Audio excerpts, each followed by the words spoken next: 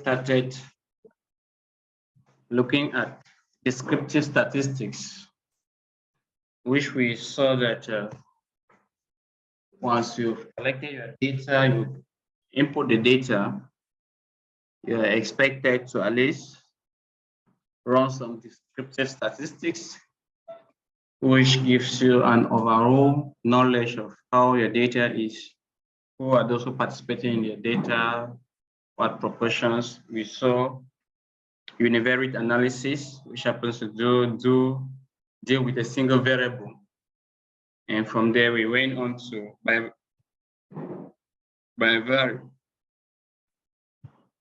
bivariate, which we saw that with a bivariate, it helps us now to be able to see how two variables are related to each other. We use the explore to examine a good number of relationships between age and gender, just as example, age and gender, age and level of education. So today we'll continue, but today we are looking at cross-tabulation, which is still dealing with categorical data. Many a times we want to compare relationship variables that are categorical in nature. So if we wanted to examine the relationship between two categorical variables, let's say we're looking at religion and race, such a variable is nominal in nature. And so for us to be able to say what we have found from the descriptive can be generalized, we use cross-tabulation, especially the chi-square that we'll see. So because if we go ahead to produce the means, then the results that come out from the means will not be relevant. We saw it yesterday when we were struggling to look for the mean for gender. We look at the range and we said that combination cannot give us any meaningful results. So statisticians have developed different techniques that they use. One of the common techniques to analyze categorical data is the use of contingency table. Contingency table has to link with cross-tabulation. For instance, when you collect your data, we saw it in our data, you might input your data to give you rows and columns, right? As we can see from our slides. Here we see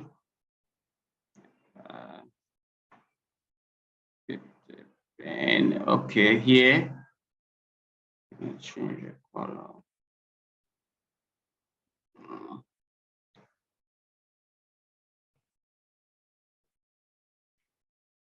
So here we have our column here that's talking about gender. We have gender divided into male and female. We have the other aspect that's talking about whether starting a business has anything to do with gender. Who are those who are more likely to start a business? Men or women? And like we said, before you go into analysis, you always need to have a pre-knowledge or an expectation. That's when we're talking about our hypothesis. And so, if I were the one assuming, my assumption would be that women are more likely to start a business, a small business than men. I don't know to what extent. Somebody may want to argue with me, right? But you set a hypothesis, you collect data. So I've collected the data, and so I've done all my summation, and I find that within this first, for instance, this is a contingency table. A contingency table is just what? A table that has rows and columns. I don't know why my pen is not active. We have rows and columns, right? So for gender, I check female, and what I notice is that for those who started business are women. We had how many of them? 231. And for male, 270. 70, sorry. So, for those who have not started, women, we have 210, and for men, we have 293. The question we're asking, with these statistics, can we conclude that women are more likely to start a business? Is it possible for us to draw that conclusion? Why? What makes you feel that we can conclude as such?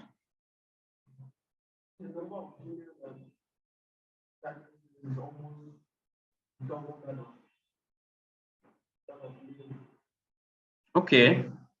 It thinks that the number of female that start business doubles that of male. But what if we look into in our data set, it seems as we have more female than men.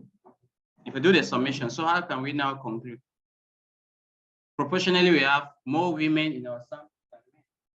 So can we draw that conclusion?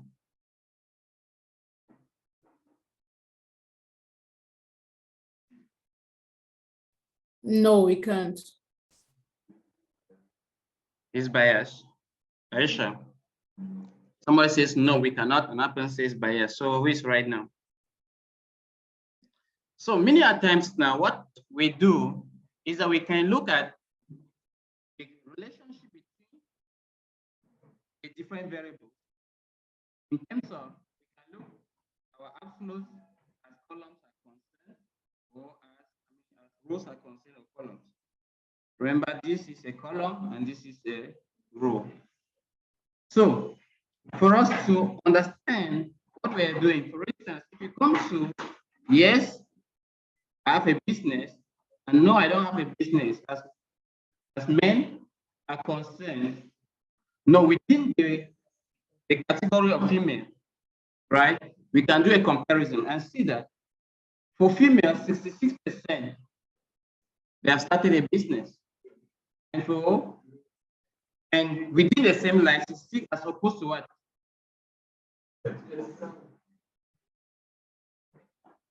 As opposed to why 34? The question now is, are you comparing within the column or you're comparing across the rows? Do you understand? Comparing within the column means we're looking at what happens within, let's say, the female category. If we're comparing across the rows, it means we're looking at what happens between male and female. You get it? So let's get back to our question. How many percentage of women own a business? We have 66. 60.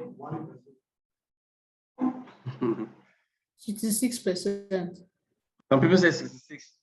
Some people say 61. So which who is right now? I don't know. It's not because I'm circling this study, I assume that is the right answer. Look at the data. Oh, okay. It's not the person's player I said that should.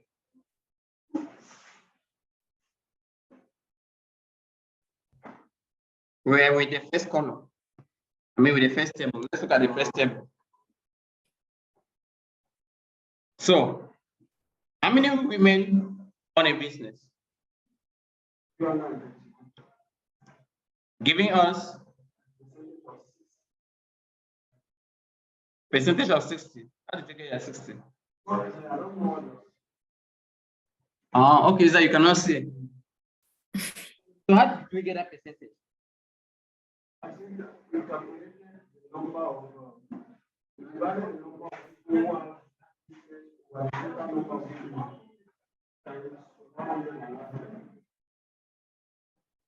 okay.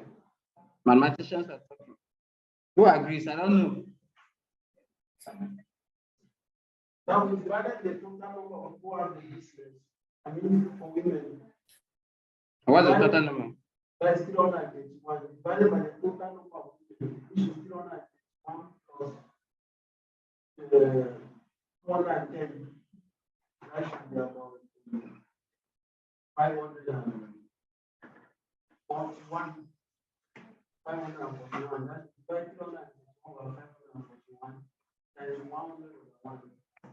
Mm-hmm.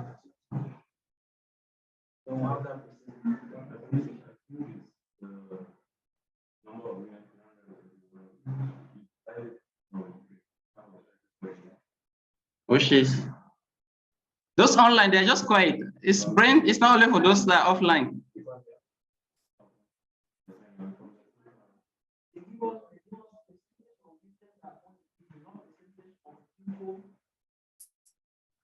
Do you get the dimension?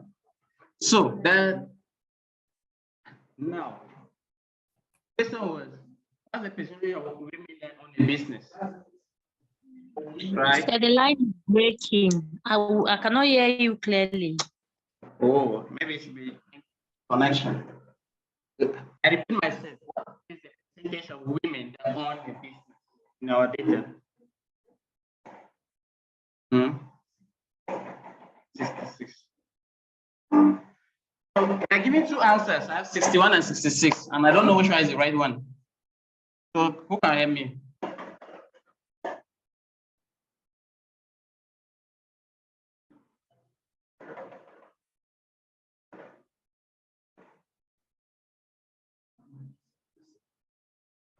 It's 66. Why? Why is it 66?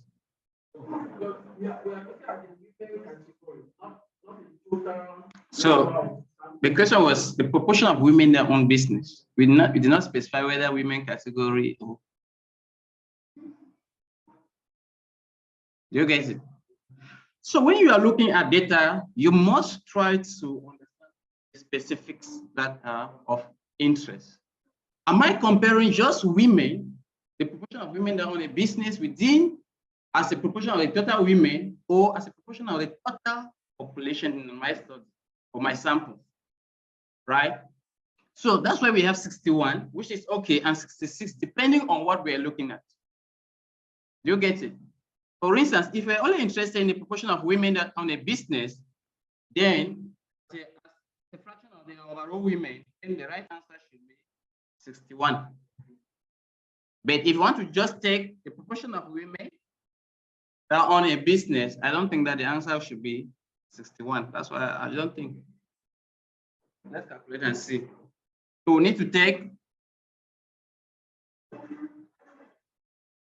take 3, 1, divide by 104.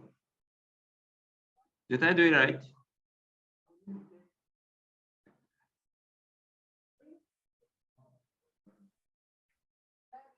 $331 divided by 1,004. It gives us 32%. What was the calculation again? What divided by what? The number of women that own a business as a proportion of the total population. Okay. What's our total sample? To get our total sample, we take 541 plus 463. I expect that should give us 1,004, right? Now, 1,004, what percentage of women own a business out of the 1,004? It is 32%. You get that? 32%. Yes. And so, what proportion of women do not own a business? Be now 201 on 104. 1004. 20%. 20%. Do we get that? So if we compare just women who own a business and those who don't own a business in our sample, we discover that we have more women that are into business. But let's look with respect to men now. What's the calculation? What do we have? 170 divided by 1004. What do we have? 16%. 16, right? 16%. The number of women that do not, men that do not have a business. 29%. 29%. 29. 39 or 29? 29. 29. So in sum, we can, using just the percentages, conclude that what? Women are into business more than men. Do you get that? Women are into starting businesses more than men. Now, we may now also want to see that within the women category, how many of them own a business, right? Yes. Within the men category, how many of them own a business? This one we're limiting now to one category. We can also evaluate just those who own a business, right? Women as a proportion of those that own a business will give us a different result, right? Men as a proportion of those who own a business and vice versa. You get that? And once you're analyzing data, there is information that's emerging from that data. There is a story that you have to tell. You are the one to look into the data and say what you are. The data, they're just figures. Yes, we have 29 and maybe we have 16 that are starting a business for men. And let's say the other one is what? 32 for women. So probably we are saying that women are 2 times more likely to start a business compared to men, right? So what can be your conclusion? If you were to advise a ministry of which now? Which ministry? The statistician have done analysis. This is just the basic analysis. What can you say with respect to the recommendation based on the data?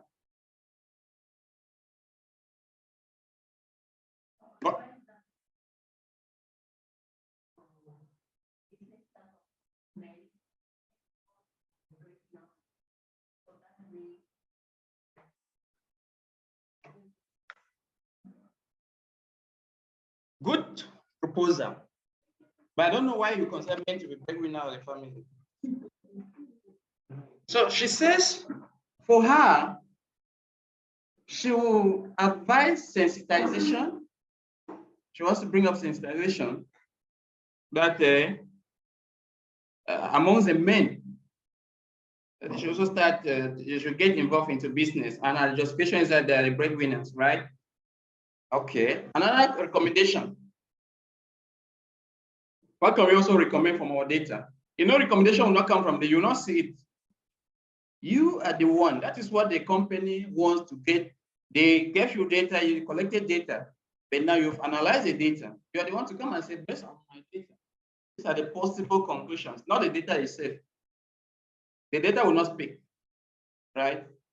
Yes.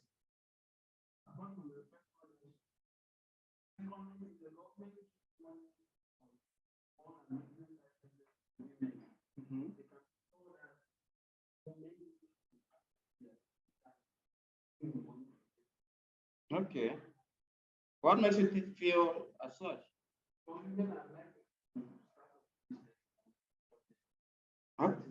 Okay. Another.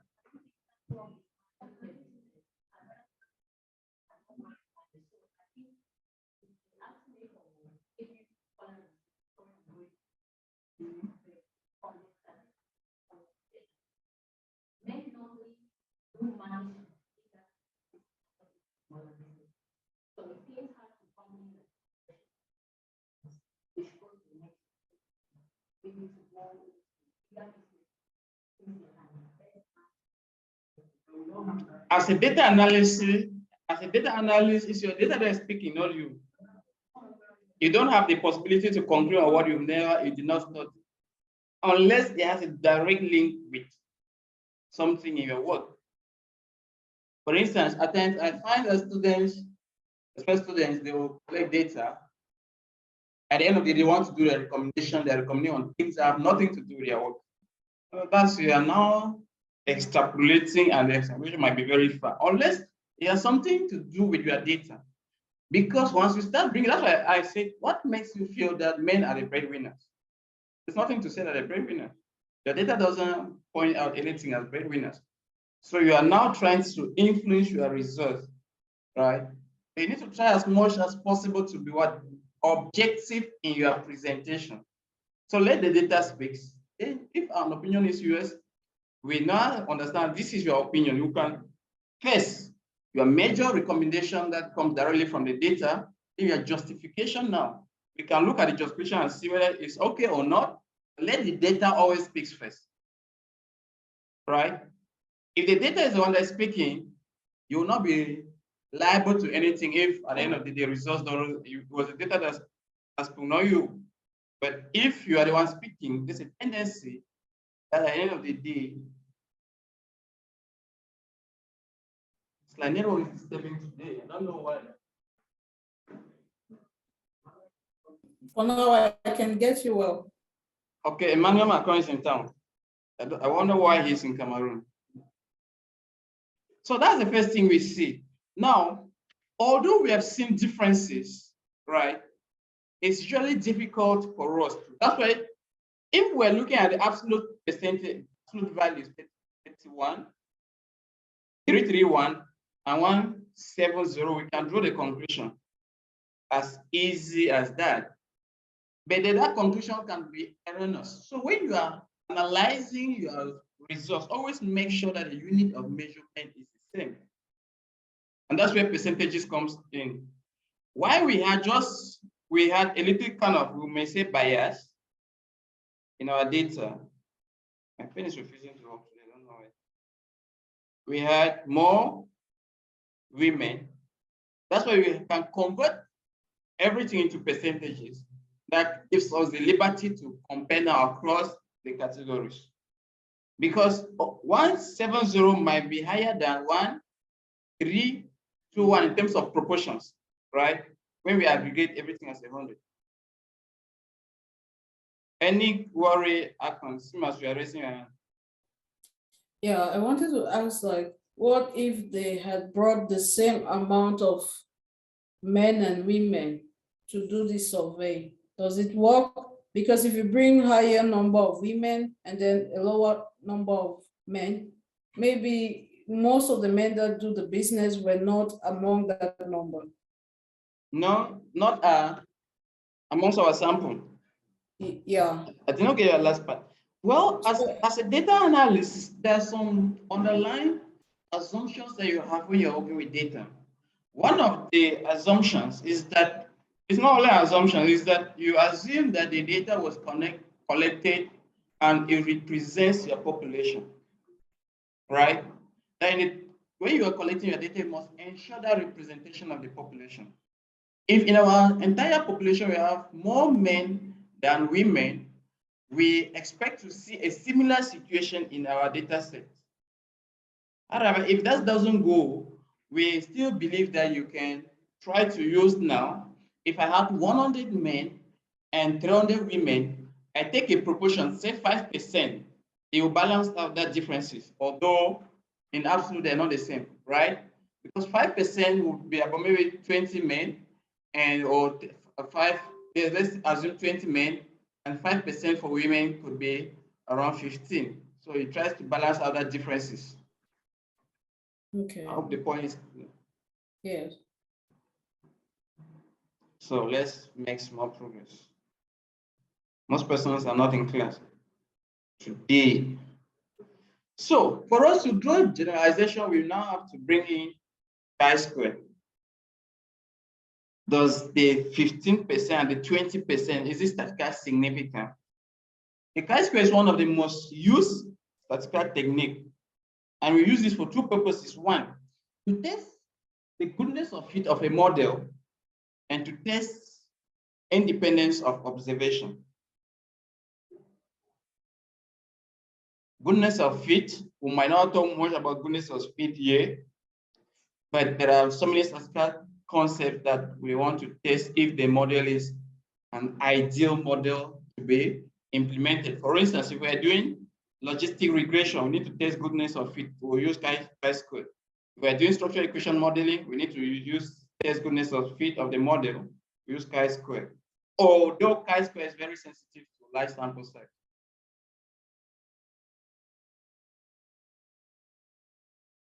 So here we are very much interested in test of independence. Test of independence simply means, can we say that there's a significant difference between the two groups, right? Here we have the two groups that we are working with is male and female. And we are comparing male and female with respect to starting a business or not starting a business. Can we conclude that there is a significant difference between the amount of women that are starting business compared to the amount of men that are starting business, right? Or significant difference between the amount of women that have not started business and men that have not started business, or men that have started business and women that have not started business. We can always do that comparison of different conclusions, right? Chi-square now gives us the liberty, and it also gives us the possibility to say what we have seen from our sample can be replicated to the entire population. Remember, as we said, the sample is not of importance to any statistician. Do you get it? Yes. Then you collected data from 20 persons. It doesn't really make much meaning if that data is only relevant to the 20%. The only useful if that data can be translated to the population, maybe 900, 1,000 persons that never participated directly in the study. You get it. Now, it's also very important to note that statistics in itself do not lie. The statisticians can lie. Right? So that's why I'm insisting that ensure that there should be the data that is speaking, not you. Do you get that? So a few applications of chi-square, we're still taking the theoretical part. When we go to the practical, you see how that is achieved. And cross-tabulation.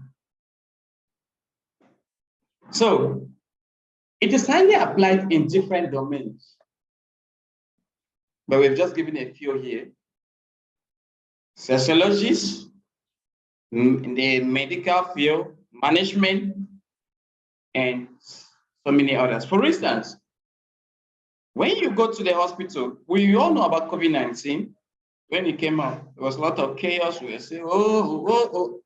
There's some persons that they started saying, okay, now that there's COVID, what should we do? We should stay at home. It affects only the old. It has nothing to do with blacks. It affects only the whites, this and that. Those generalizations are only valid if there's data that proves that, right? Yes. So when they started producing the vaccine, they needed to test. And when you are testing, you test with a lot of demographic information. One, will this vaccine affect persons based on age, right? Based on gender. Maybe a woman that is pregnant, can she take the vaccine and will not have adverse effect? It's only when you identify these significant differences. If we discover that, okay, we sample 100 persons altogether, and amongst the elderly population, which let's assume there were 30 of them, 25 got infection, right?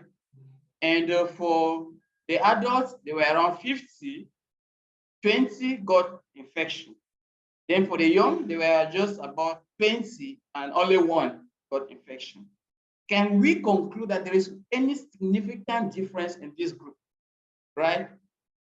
If there's a significant difference, it means we need to check where the prevalence of infection is high, right? For instance, it's higher for the elderly, which means the prevalence of the disease depends on what? Age. That's why you say some drugs, you say, don't take when you are below a certain age. It means either there are adverse effects that can affect you based on your age or that within. So these are how we use chi-square.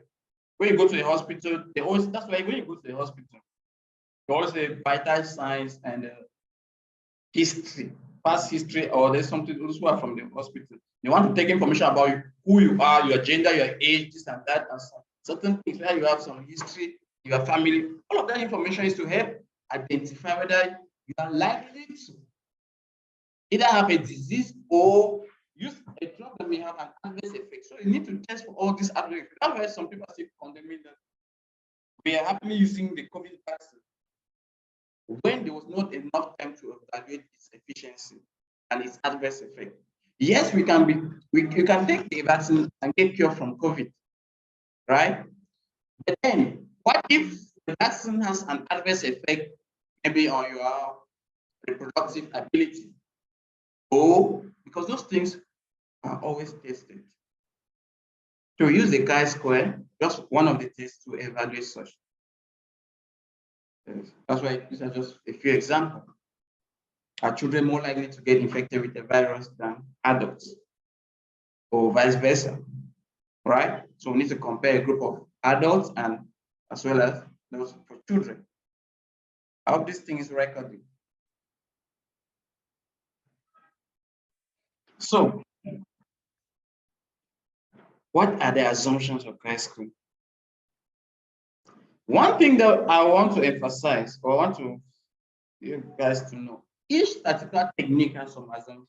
Every statistical technique has an assumption or assumptions that you must consider, right? Yes. It's only when you have checked the assumptions and they're all okay before that you can apply the techniques. You must test the assumptions. If you don't test the assumptions, there's a possibility that the conclusions you are drawing are not valid because you ignore some of the assumptions. So you must take that into account, right? So one of the things we do is that we take a test, we say what it is, we bring out the assumptions, where to apply it, and then we now discuss practical ways of doing that. That's why all along we are trying to establish chi-square, what it is, right? Used to test for goodness of fit as well as test of independence. We use it for categorical data, and we want to look at the assumptions now. So what is the first assumption? We must have what? Assumption number one talks about what? One, categorical data. We expect our data to be what? Categorical. We already know what categorical means, right? Yes. Categorical can be ordinal, can be nominal, right? And the dichotomous that we see there simply means two options, like yes or no, male and female, right? But to say more than that, levels of education, we have maybe up to the university, so it's not only limited to two. Assumption number two says you have independence of observation, which means that there is no relations between any of the cases. What does this mean? It means observation here for cases or participant respondent must be independent. The principle of independence says if you are a participant in one group, you should not belong to another group, right? For instance, we are looking at starting a business and we have said male and female. So you either a male or female. You cannot be, yes, you cannot say no, I'm in between. There's no room for that. If there's somebody who is in between, then we will not want to use chi-square. So the two groups must be completely separate and different.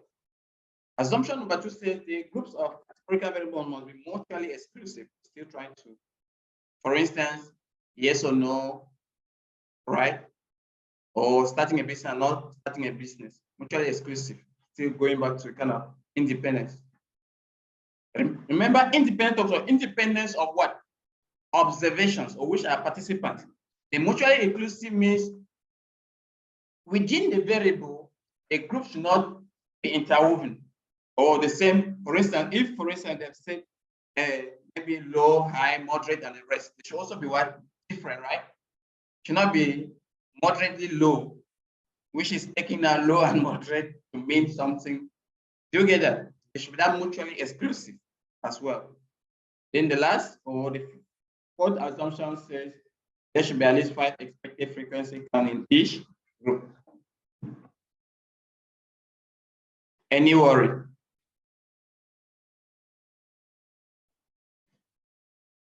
Is somebody angry? So we ignore, I know we have non-mathematicians here, some of us who did bad literature in English do not want to be calculating. So if you like calculations, you can look at the formula. The formula basically says I squared, most of our preferred x squared is expected number of observations. That is a summation of the observed minus the expected. Then all squared divided by expected. What that means is I expected that they normally set out assuming that maybe if there are 100 women, right, all of them should start a business. So my expectation was that it should be 100. But what they observed, only 40 started a business. So I had an expected outcome and an observed outcome. So you take the expected, you take the observed minus the expected, square it. Remember, most often when you see square root or something squared in statistics is to do away with the negative sign. Most at times, when they're doing subtraction, so it's to handle the aspect of negative sign. Generally, that's what happens in most cases. Over the number of expected to give you that outcome. But since we are using SPSS, we don't need to bother much about that. Yes.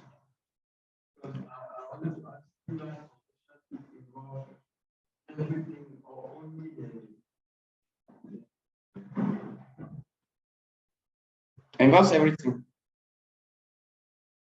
No, it involves just the upper part, sorry, not the everything. We'll do the practicals when we are doing maybe Excel. My colleague will do the calculation because some people like UB, I think they're still asking to go and calculate SPS manually for reasons best known to them.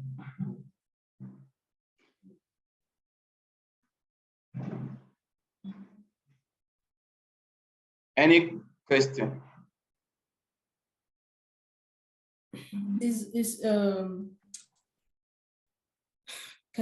What is the difference between the p-value and the alpha value? I don't know. Okay, because I was trying to look at the median, mean, and mode, and the alpha value is almost like the mean, like the middle. So I was really confused. We are trying to. Can you get me? Yes. Yes, I said I was looking at the median, mode, and mean, and then I realized that the mean is in the middle, just like the alpha value, and then it spoke about the p-value, which is a little bit lower. Are you sure you're not mixing two things together? The mean has nothing to do with the p-value. Yes, right. No, it's not the same with the p-value because the mean is in the middle, right? Mean, yes, in the middle we have, I don't know, maybe you've not attended some classes. We said we have 3 averages. Were you there? Yes, I was there. The mode, the median, and the mean. They're all considered as averages. Now, all of them, we use them in different cases. For instance, if you're doing categorical data, then the right average to use will be the mode. The number with the highest occurrence. That's what we said. In some cases, they might not be. We can have bimodal or multimodal, depending on how many values dominate.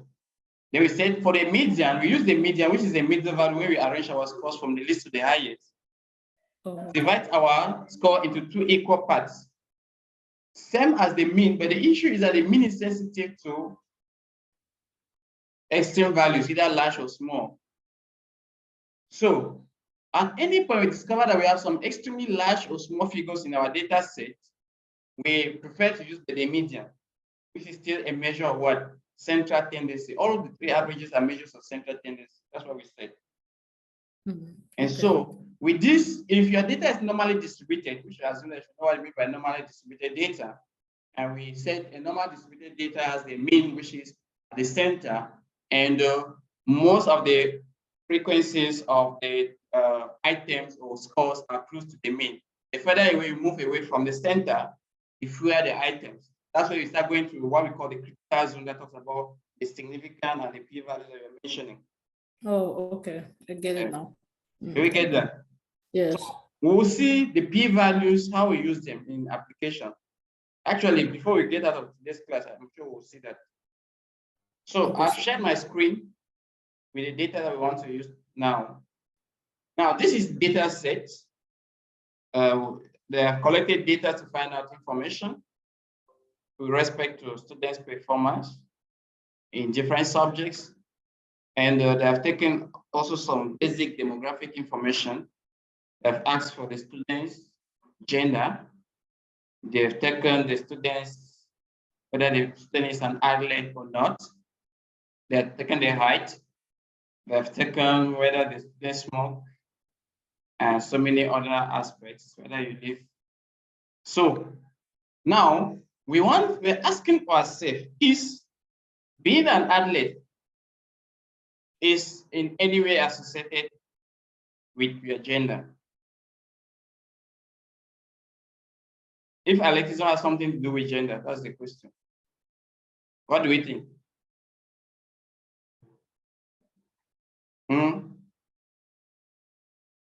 It does. So who are those who are more likely to be athletes?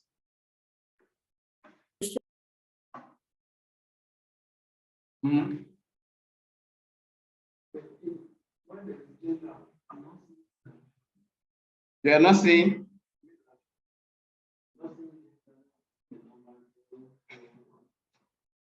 Who can help? Who can help and solve that question that is asking?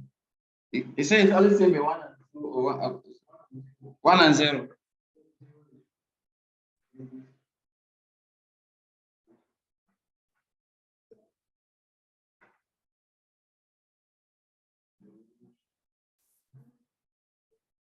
So you're saying, I did not understand.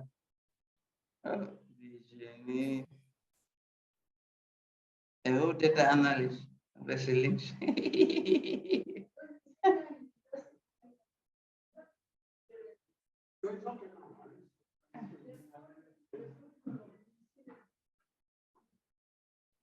So that's the question. How can we now answer the question if gender is related with athleticism? Who will help us?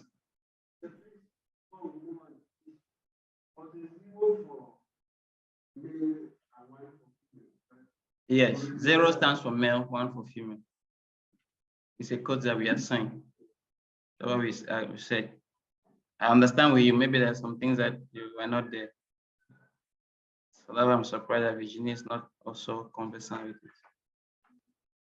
So now to analyze this data and answer our question, which people have said required, we go to cross tabulation. Under cross tabulation, what we have is that we have rows and columns. So we can assume that most often, I think that the dependent variable between athlete and gender, which one depends on another? We have gender and athleticism, which should be dependent and which one independent?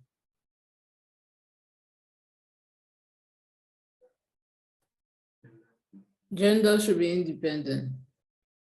I have two answers that are opposite each other. Gender is dependent or independent? Who are those who say gender is independent? I'm one of them. That gender is independent. Those who say gender is dependent.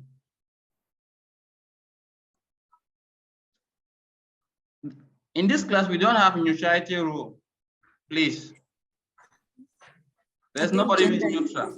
You are either. I think gender is independent. Gender is dependent. Independent. Independent. So always look at the principle of dependent and independent from this dimension. Which one will be altered, can easily be altered of an outcome, right? You can't change the gender of somebody, basically. But the gender of somebody can influence whether the person is an athlete or so.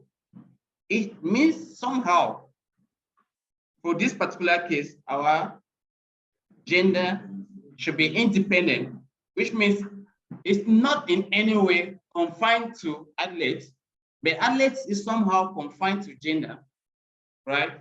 That is the principle of dependent and independent. So most of the times, it's not very, literature doesn't give us the exact way to put it, but I prefer that my dependent variable should be on a column, while the independent should be on the row. So I'll take my gender to the rows, and for the column, I'll put my athlete. So what I'll do next is I click on exact. Under exact, we have asymptotic only, Monte Carlo's confidence interval 99, and so on and so forth. I think we use, if our sample size is less than 30, we may use this. If our sample size will take exact, so that will give us what we call Fisher exact test. Our sample size is far more than 30. So we don't need to. So we will put the default, which is asymptotics only. And we take continue. The next thing we check on the various statistical technique. So take note of this. We have chi-square, which is one of the most frequently used when you get to cross tabulation for categorical data. But chi-square is not the only. We have contingency coefficient. We have phi and gamma v. We have lambda. We have uncertainty coefficient. These are all possibilities. And we use them when our data is what? Normally distributed. I mean, so is nominal. When the data is nominal. So any of these ones we do. Now, the difference between them will go to an extent, the level of sensitivity. While chi-square talk about association, this one talks about what? The relationship. Contingency coefficient phi and this, they talk about the relationship, right? So the value will range between 0 and 1. Range between 0 and 1. Relationship range between -1 and 1. Actually, range, let's just say between -1 and 1. But most of the times for this one will be between 0 and 1. We'll explain why it's when it's negative, it's implication, when it's positive, it's implication, right? So you discover whether it's contingency coefficient, Cramer's V, the value was between 0 and 1. Do you get that? So we want to use that to look at relationship. But if our variables were ordinal and we wanted to check for the relationship, we can either use the gamma, we can use the Kendall, and many others that we can see. That is when we are looking at correlation for an ordinal variable. Correlation for an ordinal variable. But if we're dealing with a nominal variable and a category, I mean continuous or an interval variable, then we can use eta coefficient. Those are provided. We may want to see the likelihood where we take the risk ratio. But it's important to know that the risk ratio is only used when we have two options. If we have more than two options, we will not have the risk ratio. Yes. But we'll talk about odds ratios and risk ratio when we get to logistic regression. So those are the various possible statistical techniques that we can run. But right now, our interest is more on chi-square. All right? Yes. But we can see realistically the phi and gamma's V. Now the next is the cell option. Under the cell options, we have a good number of things that we may choose from. We have observed, we have expected, right? So if you wanted to see the actual expected count in our data set, then you click that. Observed will be the actual, while expected is what we're expecting when we inputted our data. Then we have percentages, and there are different types of percentages you may request. You want to see just the row percentages, want to see the column percentages, or the total percentages. It all depends on you. Now, if you're checking the column percentages or the column expectation, we may want to compare whether within one column there's any statistical significant difference. Within the group of gender, do we have, females, do we have any significant difference between those who have started a business and those who have not? If you want to do that, you compare columns, proportions, using adjusted p-values. But you may also want to compare not the column percentages, but the row percentages. In that case, you want to use adjusted standardized.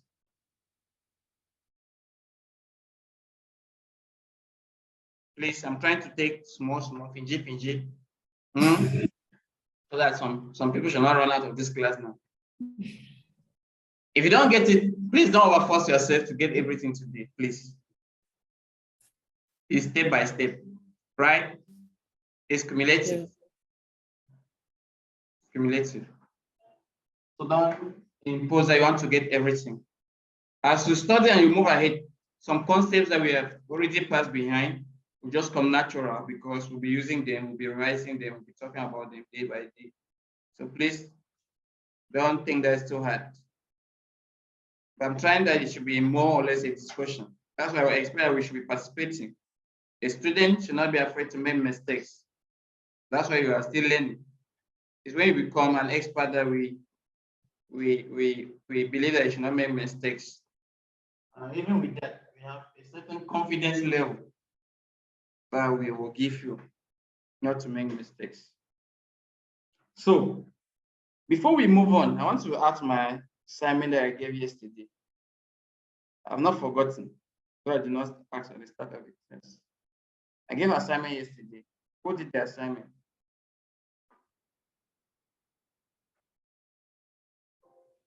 Nobody. I did not get me the assignment. I got just what is missing value, sir. Yes, so how do we handle missing values? That's the assignment. What are different ways of handling missing values? I said, go and find out how to handle missing values. There are different ways. We handle missing value at times depending whether it's continuous data or categorical data. Okay, people did not do the assignment. So we continue. On that format, we might not change anything. Style, we don't really have anything to do. The bootstrap, no. We have display, clustered bar charts, and suppressed tables. If you click this one, what happens is that you will have the bars presenting the different proportions.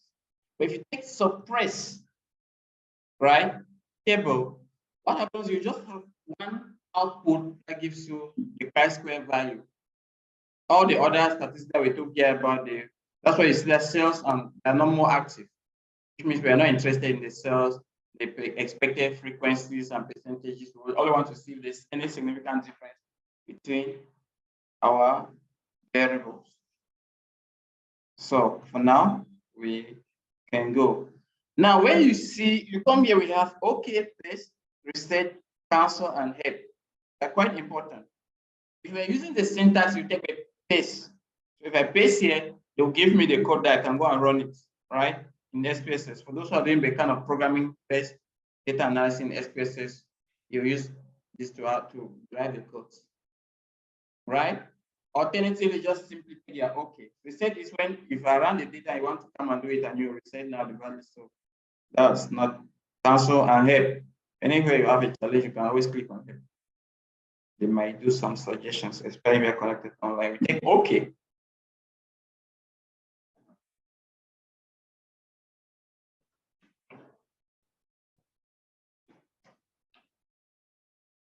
So we have our output. The first table is the summary statistics. As we said before, it gives us an overall situation of our data, how many participants were there, how many of them, how many missing values do we have. Now, missing value means if we examine the male and the female, how many of them did not provide either you were male and if not, or especially those who did not provide either their identity to be male or female, as well as those who did not indicate their athleticism group, whether they're athletes or not. Do you get that? So that's the first thing. So you can summary. So we have 9 of them. It was 2.1. So if we're to go with our exact sample size, valid percentage would be, instead of 425 as our n, we'll be using 426. Do we get that? Because 426 has complete information for gender and for athletes. The rest did not give everything. Maybe they talk about their gender, but do not give information about their athletic status. Now we see our first table, which is now the cross tabulation. What we saw, the contingency table is the same thing here. On this table, there's a few things that we want to pick up from. First, let's look at why is it we don't have percentages? Okay, let's go with the absolute now. We'll go back and take percentages. I thought we took it. So we have our variable is gender, which is correlated. We have cross-tabulate with athleticism, and we have male category. We have female. We have male, female. Now count is like frequencies, right? Frequency or n. So for the male category and intersection with non-athletes, we have 103, right? And 101 for those who are athletes. For females, we have 143 and 79. So the question they're asking, do we tend to have more males who are athletes or women, and vice versa? We have more male that are athletes than women. So women are not athletes.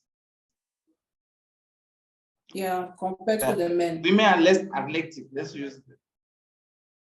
Okay. So that's what we see. Now the question we are asking, still on that table, is there any significant difference in the categories? That's where the adjusted residual comes in. Now the rule of the thumb says that if you adjust the residual, right, it is less than or equal to 2, then there's no significant difference. Do you get that? So can we conclude that between the male category, there's a significant difference with respect to being an athlete or not? We say it's significant because the value is greater than 2. We said if it is less than or equal to 2, it means there's no significant difference. There's no significant difference. Right? For the male, yeah. So do we have any significant difference?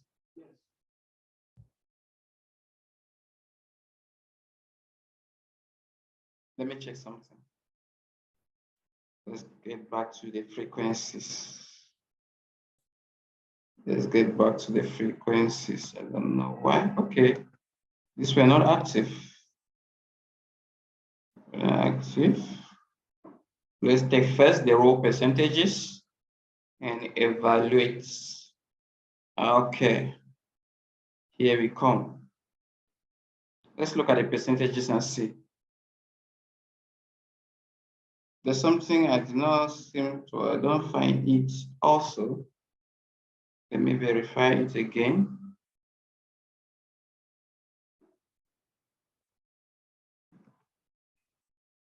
Not here.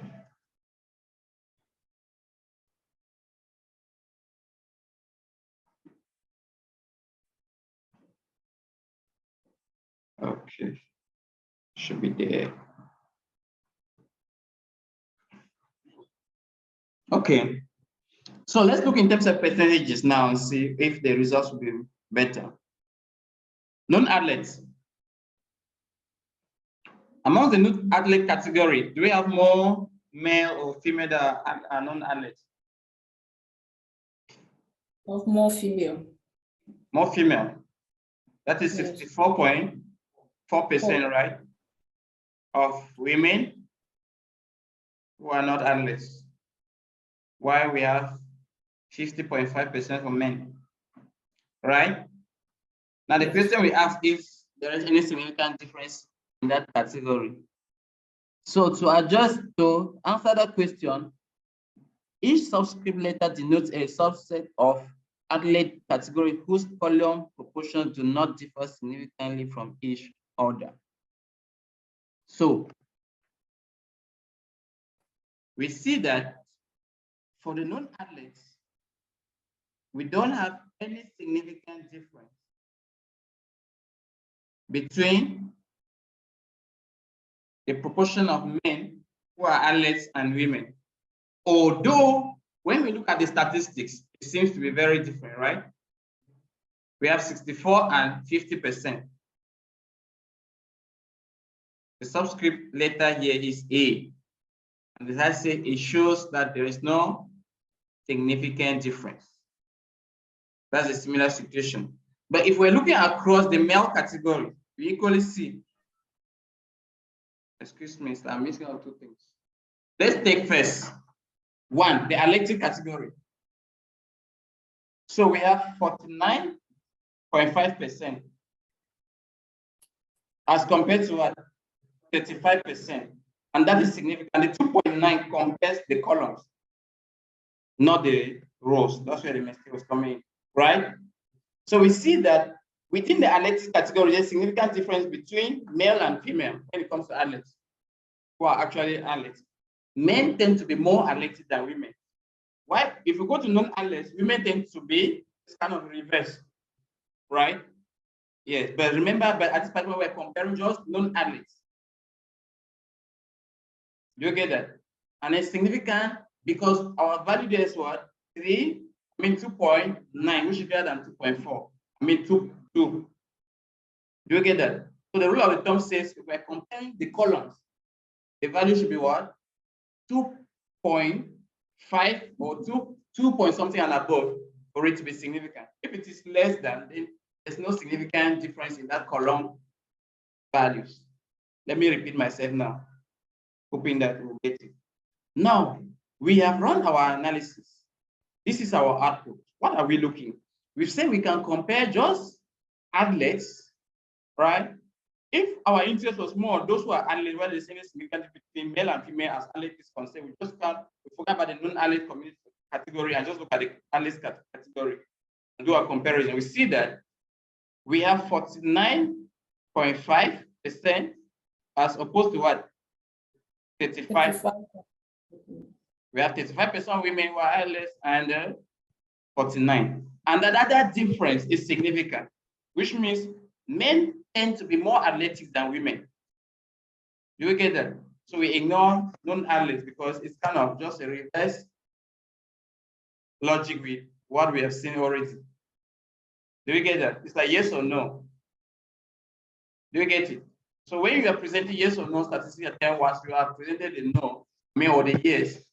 Needless reversing for the no because it kind of just reversing the same information. But if you wanted to compare now, the male category versus male category as athleticism is concerned, with SPA, there's no significant difference. Do you get that? For instance, we have 103, right, and 101. Now, if we compare these percentages, 51, 50.5, and 49.5, there is no difference. They are close to each other. Do you get that? So there's no significant difference in a male whether you are athlete or not, right?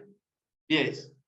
If we sample 100 persons, we will almost have the same proportion for those who will not be athletes as compared to those who are not, who are athletes. But when we say something significant, it means if we sample, let's say 100, we may have one group that is far more than the other. That's the principle of significance. That dominates. It kind of weighs on one direction. Do you get that? Yes. We point that there's evidence that we tend to have more men who are athletes than women. If we take the different groups of women, take men, and we compare, we will always have more men who are athletes compared to women. But if we take men and we compare the number that are women, athletes, and those that are not athletes, there is no significant difference because the number will always be almost close to each other. There's no significant difference. That's what we're trying to establish from that table. Is clear? Okay. Now, can we conclude that there's overall significance in our results? That's the chi-square now that gives us that. Now we have our chi-square table now, which is all along we have been trying to come to this conclusion. to decide if there's significant, if men or women participation in athleticism differs. That's our overall conclusion, right? And we say it differs. How do we know that it differs? Now we have the chi-square value. This is the chi-square value here. And we can see 8.44, right? And it's degree of freedom. Did we talk about degree of freedom? Are you sure? Okay. I don't know what it is. And the p-value, which is the probability. Now in SPSS, you see for chi-square, it will give you what?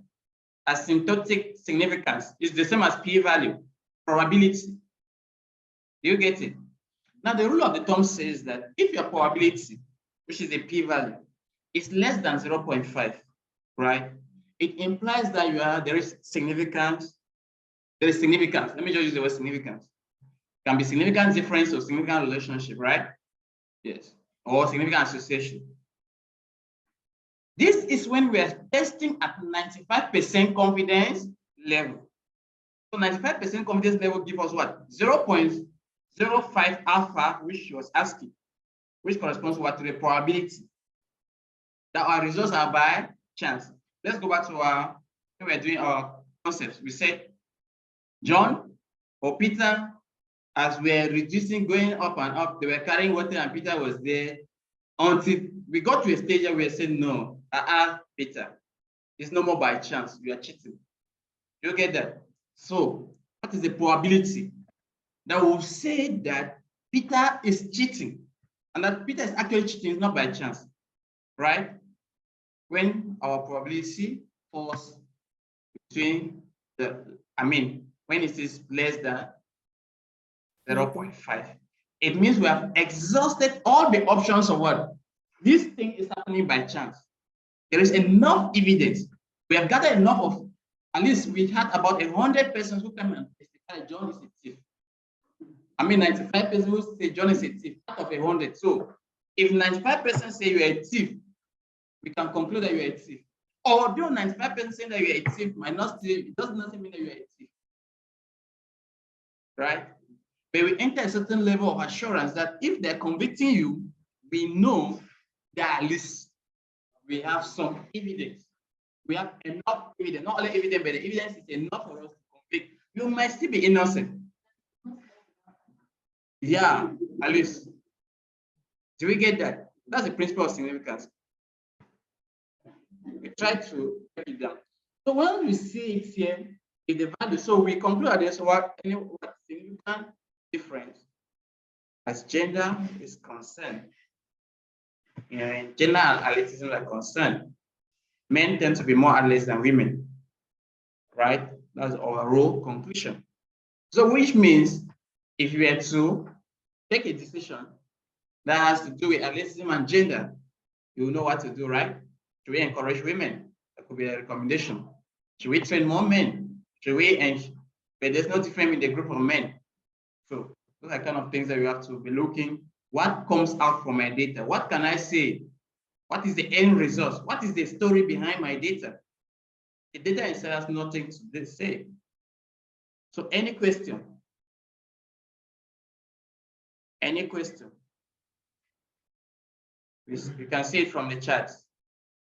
You have some bars. The male category are almost the same, right? And the female, we see, the female, we see that there's kind of significant proportions. Remember, charts help you to visualize what the statistics are saying. It clear? Okay, since my fellow Ambazonians, except for those like Cameroonians, do not want to. I have a question on the bar chart. Yes, madam, go ahead. Can you scroll down, please? Yeah. Okay, the male shows that there is not a significant difference. They're almost the same proportions. Okay. So let's take a 10 minutes break as usual. But before, when we come back, you'll take the first 10 minutes to run a chi-square, 4. Check the association between, let's get back to our data set. Athleticism and smoking. If there's any correlation between smoking, I think the category of smoker is divided into 3: a past smoker, current smoker, and has never smoked. I don't know where some of us fall. Yes. I know that Virginie falls in the current smoking group.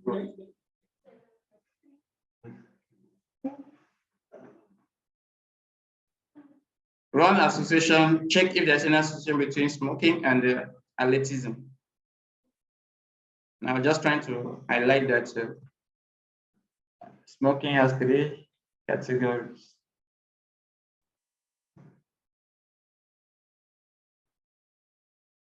So, when are we resuming? 4:53.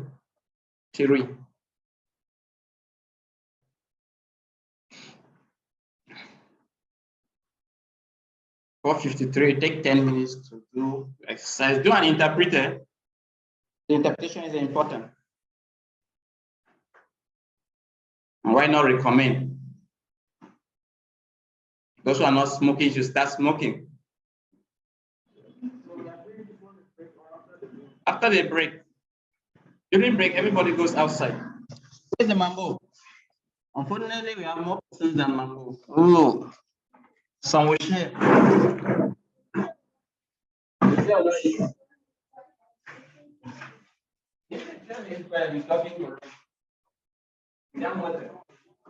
Are you ready?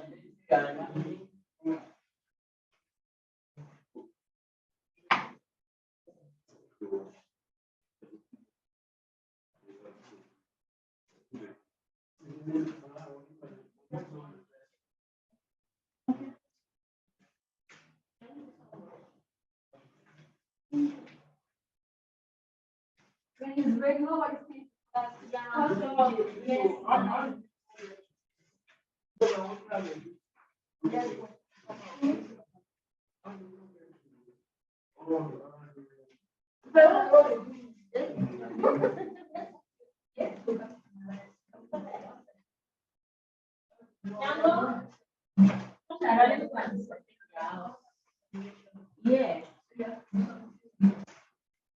What is smoking and so the alert remain down since so remain value.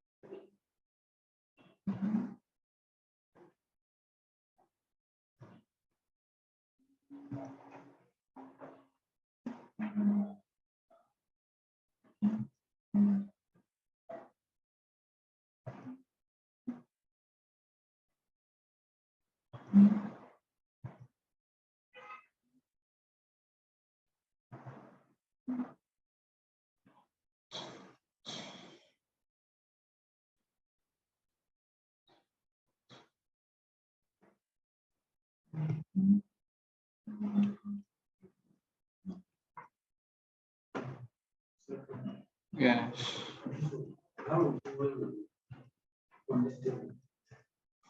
What's the problem? I don't know. I'm seeing non-alert.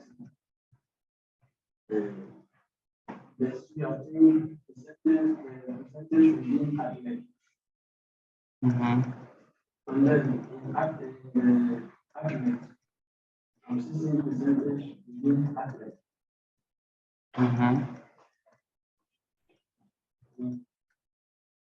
So where's the problem? I thought that this other table is the other row is for non-alert.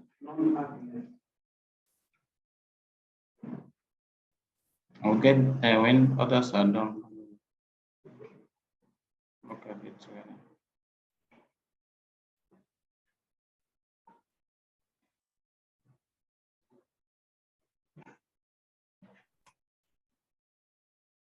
I'm sure we have exhausted the time.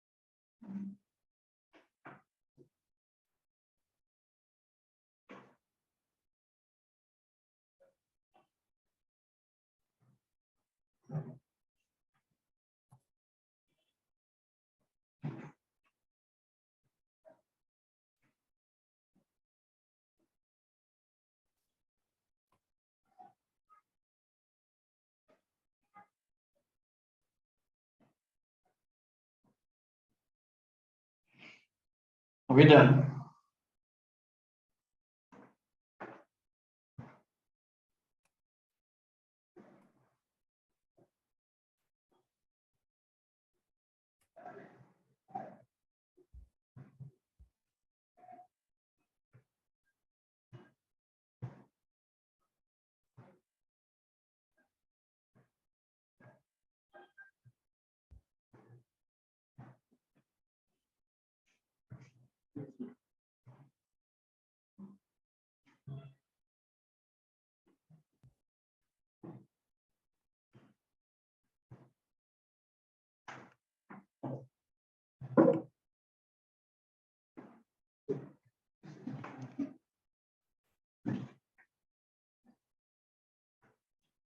Done.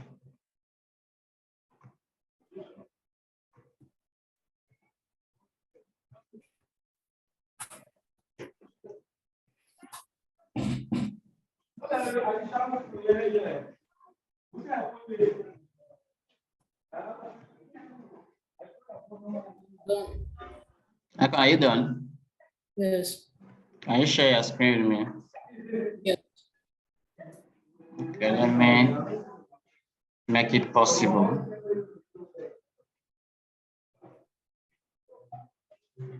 And stop sharing. Go ahead and share your screen.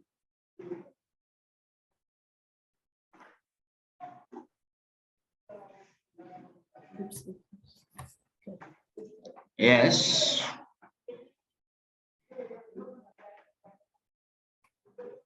Okay, that's good.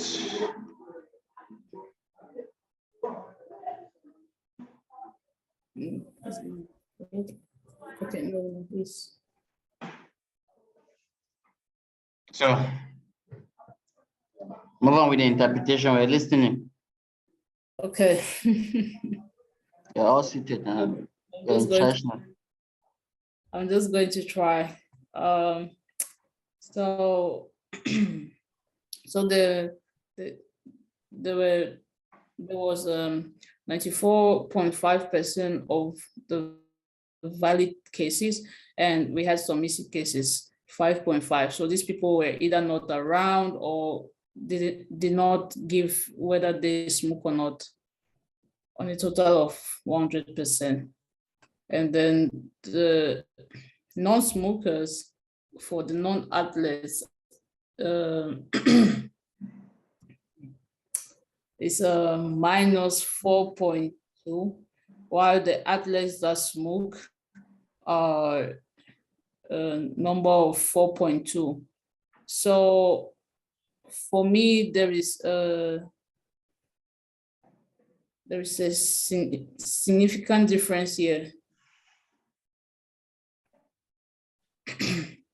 And the past smokers, we have 2.0, and the athletes that are past smokers minus 2.0. So there's no much difference between them, because you said if it's lesser than 2. Yeah, if it's lesser than 2 or equal to 2, means that there's no much difference. And right now, the current smokers, we have 3.5 and minus 3.4. So there is a difference between the non-athlete and the athletes that smoke. Then coming to the chi-square test, we have completely 0 on the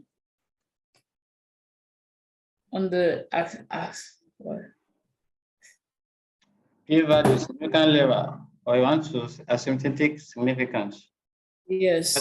But the the simple thing is to know that's the probability, the p-value, which we compared it with 0.05, that 5%. How you do it, that you convert that figure that you get, which is like your p calculated, and compare with 5%. That's the simplest way. So you check and see whether what you have here is less than or equal to 5%. If it's less than 5%, then your conclusion is that the two variables involved, there's an association between the two. Are you talking about this one or this? You use the second one to conclude whether there's significance. Now, when we're testing for significance, there are 2 things that we need to take into account. I think we take into account, there are 3 things actually, but most often 2 are good for us. We have the chi-square value, or the chiefs, as some people call it, which is 17.876. Now there's a standard chi-square value. We just go online now, I don't know, and we search, we have the standard chi-square value. And so if you look at the standard chi-square value, at the degree of freedom of 2, which means on that table, you need to go, for those of you who did primary school mathematics, you recall they always tell us that T-table distributions are accepted if you attended that class.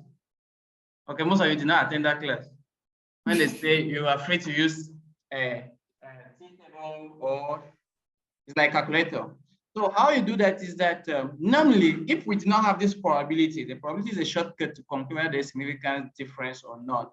We need the standard chi-square table that have given us a range of values to conclude whether it's significant, right? Now we need, when we go on that table, we have a chi-square value on the table at a degree of freedom of 2, which means we check.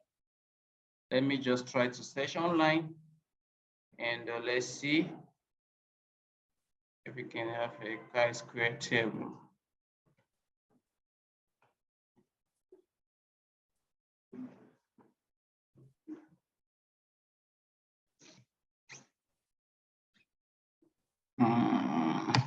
Let me PDF.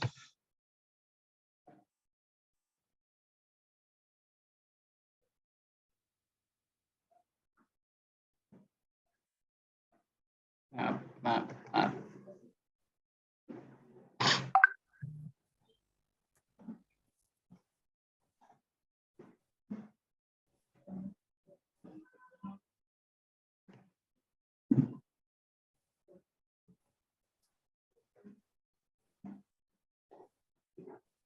Okay, I think you can stop sharing. Let me share my screen. Okay, and to be honest with you, I'm just going to be honest so that you can correct us.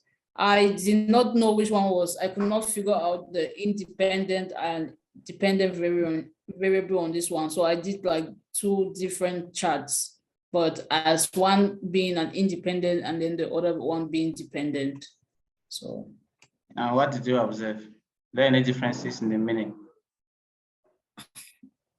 For athleticism and smoking, there shouldn't be. I don't think so. Okay.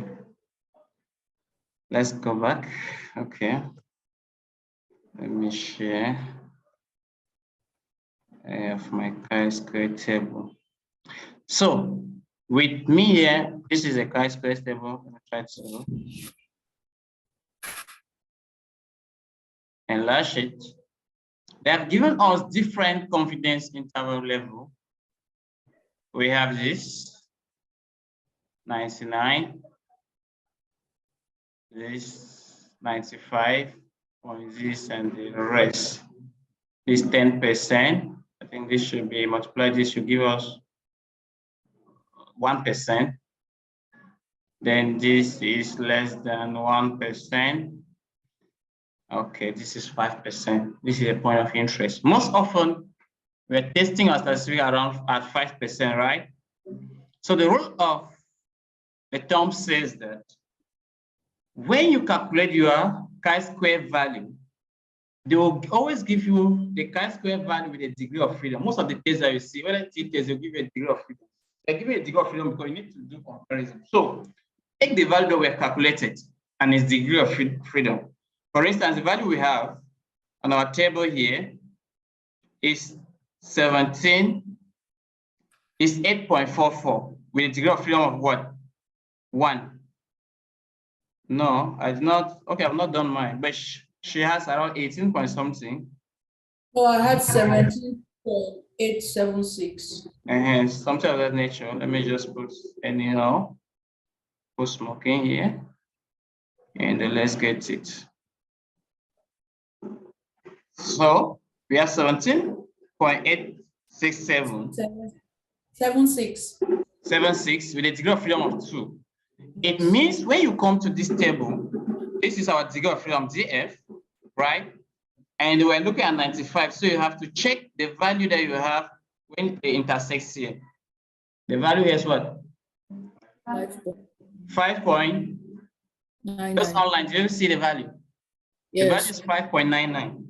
So the rule of the thumb says if the value you have calculated, which is our 17 point, whatsoever we have, is greater than the table value, it means our result is significant. You get that? And if the value of calculated is less than, then it means the result is insignificant. So normally, if we do not have the probability, then we'll use the degree of freedom, which is the 2, and the value to compare with the table value to draw conclusion. But since we have the probability, most of the times we just use the probability conclusion because all of them will agree. So if our probability is less than 0.05, and this is actually the probability here, right? It's less than 0.05, which means less than 5%. We can conclude that our results are significant. That's how this applies. So coming back to our question, which one was dependent and which one independent? So which one is dependent, which one is independent? Tricky, right? Is smoking depending on athleticism or athleticism depending on smoking? Athleticism, I don't know. So, but they say that athleticism depends on smoking. Which means, what's the meaning of that? Which athleticism depends on smoking? What do you mean? Layman, I don't know. Athleticism. Can smoking influence athleticism? Can athleticism influence smoking? Can smoking influence athleticism? So which one depends on which one? Okay. So Madam Akon, they're the ones who have said it. I'm not the one who said it. They said athleticism depends on smoking, which means smoking is independent. Independent. According to what they have said. I don't So know whether you agree or you disagree. Now, in interpreting this, you might not necessarily want to break down into the, for instance, she focused on 4.2, 4. This is an exceptional case only for chi-square. You will not see. Now, 90% of the time will be used by the probability to draw a conclusion, right? So, but we come to this table, although we did look at these column differences, they're not really much of our interest to us. We can go ahead with the probabilities because the probabilities can give us enough information. We're looking at the probability of those that are non-smokers, and we see that's 47, right? Non-smokers that are athletes is 47.7. Past smokers that are athletes, 27. And the current smokers that are athletes is 24 point. So basically, we tend to see non-smokers to be more into athleticism than those who are smoking. We can draw that conclusion with that proportional evaluation. The idea of using adjusted residual only comes in if you are very much interested to see if there is that significant difference with respect to that categorization. The overall, when we get here, we just want to look at maybe the percentages there and the frequencies and check the overall association with the chi-square test, right? This 4 point might be, we can still use it, but it's not that major. You will not see most of it reported in papers. Do you get that? So, yes. Any worries? Like you have a worry? We are not seeing your screen. The one that is but you have the same screen, right? Yeah, I expect that you have the same thing. So yeah, I'm just talking about the others in case they don't. Yeah, so that is how you interpret chi-square output. So we have seen that all of them are categorical. You can see the charts. Still go on to cement our understanding of that. In some, all of them are categorical. They can be ordinal in race. So one of the things I wanted to show, which was, now we also have the correlation, right? We said this one helps us to examine the correlation. So the correlation here for the Cramer's V is 0.141. And it's also significant. The significant for the chi-square, they'll give the same significance here. That's why you see 0.004 is the same thing that we have here. It will always be the same, all right? And so it's also significant. Now we have a very weak relationship between athleticism and how do you call it now? And smoking. But that relationship is significant, which means when you are a smoker, it influences whether you become an athlete or not to an extent. You get it? So those who tend to smoke are less likely to be what? Athletes compared to. Yes. Less likely to. You get that? So let's quickly again, since we're doing a lot of practice. Who is reviver? Roland. Yeah? It's me. I had to stop using my phone because it was disturbing. So I joined with the machine. Ah, okay. Or like somebody has cracked into our system. Yes, somebody was about to ask a question.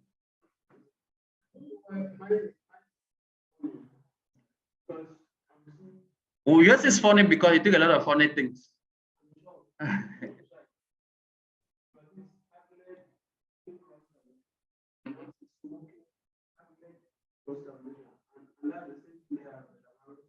Yes, yes.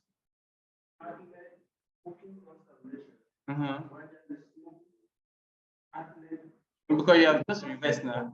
It depends where you choose. Yes. But it doesn't really influence our role conclusion. Yes, it doesn't influence our role conclusion. They'll still be the same. It doesn't influence that much. So we've seen that. Now, let's go back to our data set. If you look at our data set, we equally have gender. What do we think would be the relationship between gender and smoking?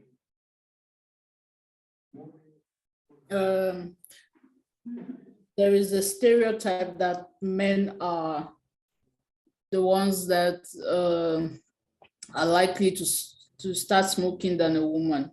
So obviously people are going to expect the number of male athletes to be higher than the female of those who are smoking. Okay. So is it a reality or a stereotype? Let's verify. Stereotype. Stereotype because is something that what we have home might be different from what prevails. So let's check from our data. That's why I say let's check, right? We have the whole two concepts, whether it's real or stereotype, and we go and analyze our data. yeah, that's my hypothesis. I just know that the men will be higher, I guess.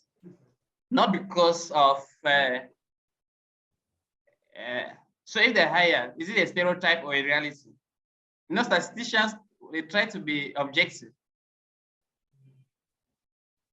Will you still hold the notion that a stereotype that's responsible? No, if he proves me wrong, then it's not stereotype. Reality. Okay. I quickly share my screen again. Oh, it's already shared, I think so. Yes, So it's already shared. So we have non-smokers for female, 49.8%. Fast smokers, female, 64.9%. Current smokers, female, 54.4%.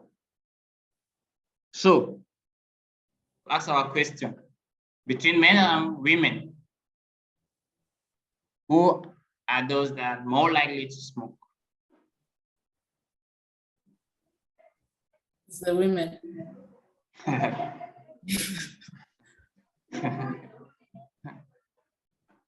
Somebody say women. Woman, hey. What a man can do, woman should double it. Doesn't I bet women are almost. So we see that if you compare with current smoking, 45.6% of men are smoking, as opposed to 54% of women that are smoking. Wow. Let's go and check past records. Those who have stopped smoking. 35% have stopped smoking, and 64.9% of women have stopped smoking. So women tend to quickly give away from smoking. In terms of those who have never smoked, we have 50.2% of men who have never tasted it, like some of us, and 49.8%, like Elizabeth, except for Virginie, have never. Wow, that's interesting. So is smoking in any way related to athleticism? I mean gender. Can we comfortably say that women are more likely to smoke than women and vice versa? welcome to our. So again, before we draw that conclusion, let's go back to our chi-square table and verify now the assumption. We said the degree of freedom is 2, right? And the value there is 3 point something. So let's check degree of freedom 5% and compare and draw the conclusion. The value is what? Our value here is 5.99. What is our calculated value? The one on our results. 3.11. Which one is higher? 5.9. Yeah. 5.99. Meaning significant association between gender and athleticism and smoking, right? Okay, let's go back to our data and verify again using now the p-values, which we agree that if the p-value is less than, it shows. So what do we have? Is it greater than 0.05 or less than?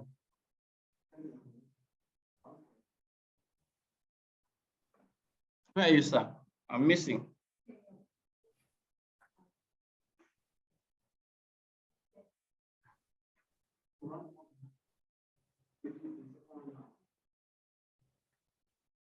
So is it greater than 0.05 or less than 0.05? Cannot see. Open your eyes now. Why? How do you want to swing your eyes like this? You have 0.205. Is it greater than 0.05? It's greater than 0.05, which means our results are insignificant. I'll say the easiest way for you is just to quickly convert that figure into a percentage. That is 20.5%. 20.5% greater than 5%. When you are looking at figures, you might not be able to quickly see if especially you are figures phobia like some of us. Some of us are figures phobia, right? Yeah. See the figures we just, and we see that. What about the relationship? So to check the relationship, we look at the phi or the Cramer's V, and we see that the association is 0.089.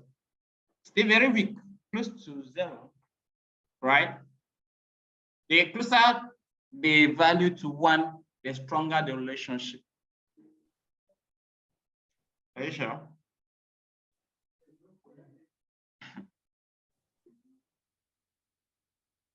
Somebody is arguing that it's closer to 1.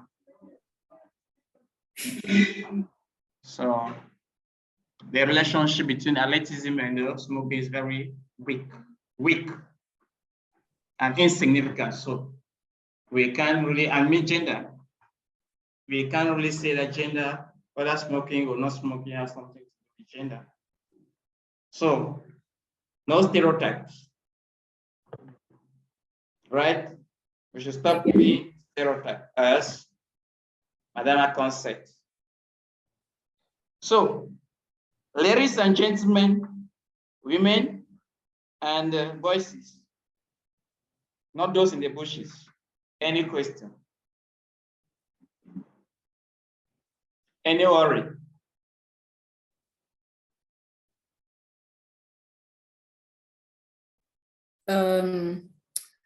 Just to do a recap. So this is descriptive analysis, right? Somehow combination of descriptive analysis. When we start talking about chi-square is an inferential technique. Oh, okay. And the percentages and the proportions are descriptive in nature. Oh, okay. So you say that when we do our crosstabs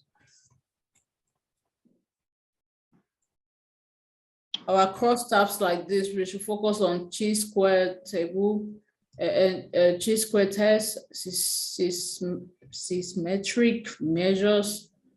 Yes. You may not really, unless you want to bring in the symmetric measures, which examine the relationship. Many times you don't really need that symmetric measure. However, you can use that. right? Mm. I'm trying to give you, if you're writing papers, you see most often they use the chi-square. If they use correlation, I mean, they use the Cramer's V, they want to examine this relationship. So you should know that the two things that are testing were two different things, right? So when you're using the symmetric measures, they're trying to look at the relationship. Why the chi-square is talking about what? Association or independence. Is clear? Yes. So when you for example give us a table, you expect us to bring out especially the chi-square test to show Yes. yeah. In some results, most, if you are doing maybe descriptive, if you are writing for a thesis, you may want to bring in the proportions. If it's a paper, you can just present the table, and then most often your conclusions will be focused on the chi-square value, whether it's significant or insignificant. And if it is significant, what has that got to do with? What information are you concluding as that is concerned? That's the issue. So, ladies and gentlemen, I feel that for today would have been good enough, unless there are some worries. I'm sure we're not too fast. We're taking the class step by step, Abi. Okay. Okay, before we go, maybe next week I'll not be the one to take the class. For now, it's not certain. My colleagues will take it, or I may still be the one. So, for assignment,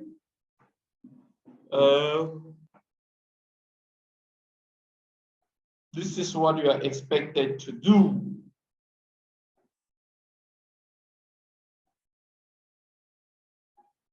I'm sending a data set right away. Let me share the data set. I want us to use multiple data sets so that we should not. Otherwise, we have still taken one data, we're working just with the data.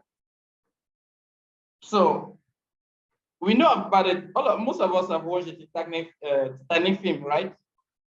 Although I haven't, but at least I've been analyzing about the data. So it's one of the biggest ships ever, right? Shipwreck that a sank. When those who produce it say no, even God cannot sink.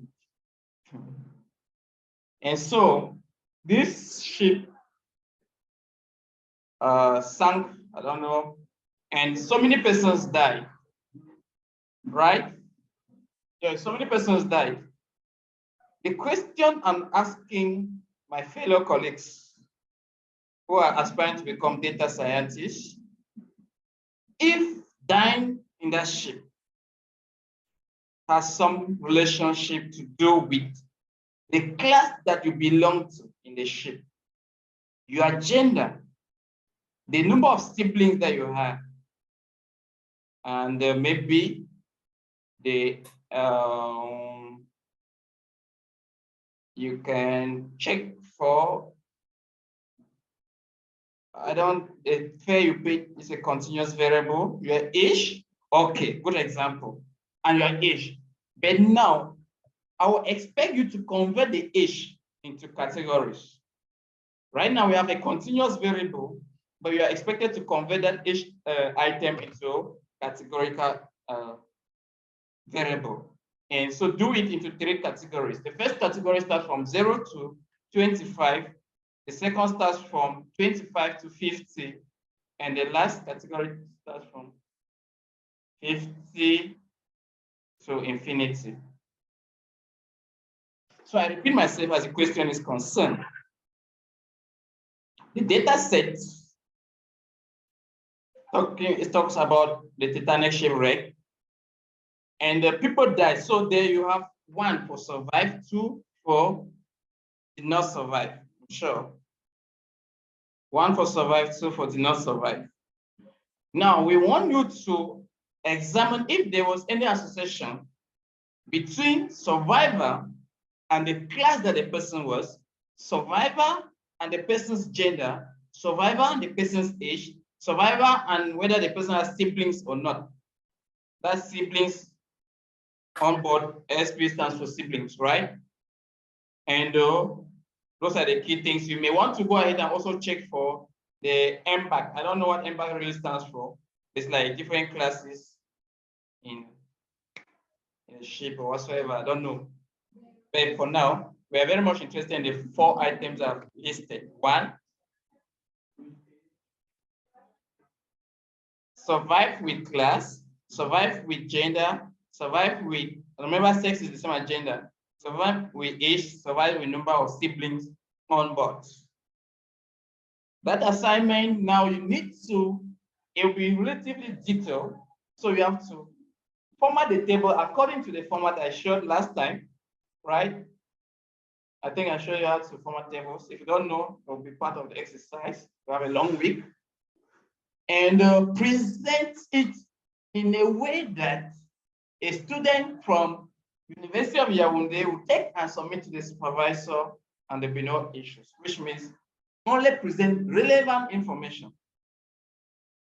Part of the things that I personally consider not to be useful is that I don't want to be seeing valid percent, not valid percent. I don't want to see information that is of no importance. So you keep just things that are useful. If you find something that is not useful, delete it. Format your tables using APA format.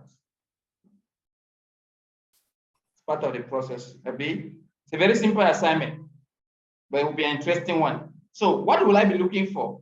Well-formatted tables, just useful information, and subset explanation, and then issue recommendation that you can make. Pay each item.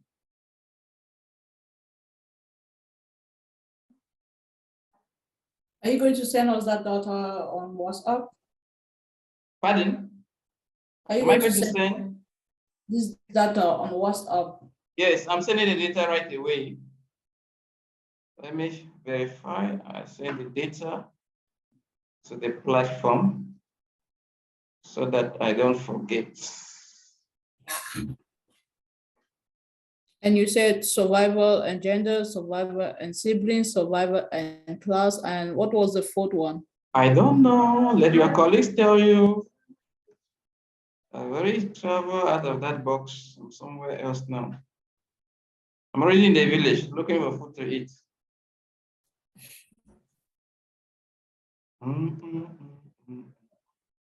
Let me save the data on my desktop.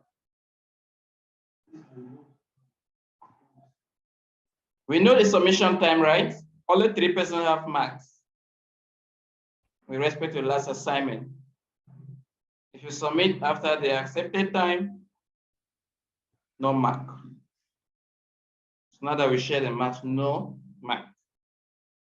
So we have from today till Saturday, 11:59 p.m. Any question?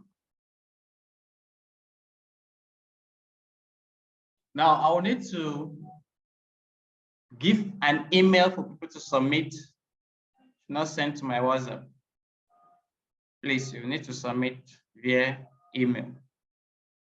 So the email I basically suggest is academy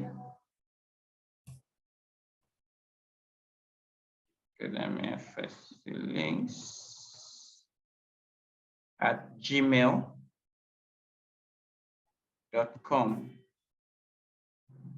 Academy first links at gmail.com. So send to that. And for those who are in the platform that are not students, they'll be evicted by Saturday. Academy first links not in the platform. By Saturday, they'll be evicted, or alternatively, we could create, if we don't want to evict them, we'll create another platform for the class. They have had enough of our content without paying for. Maybe so. So, any worry? No worry, ladies and gentlemen. I end my story for today here.